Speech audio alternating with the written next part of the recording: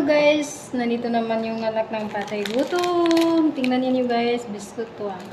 Tapos, yung tiko, kalamunggay, kalamansi,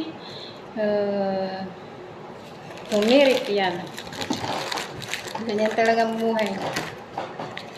Kakain tayo ng biskuit. Kaya patay gutom tayo eh.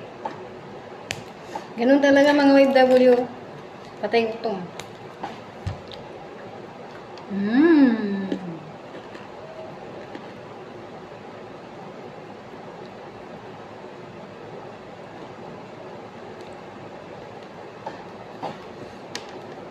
Ang sarap guys.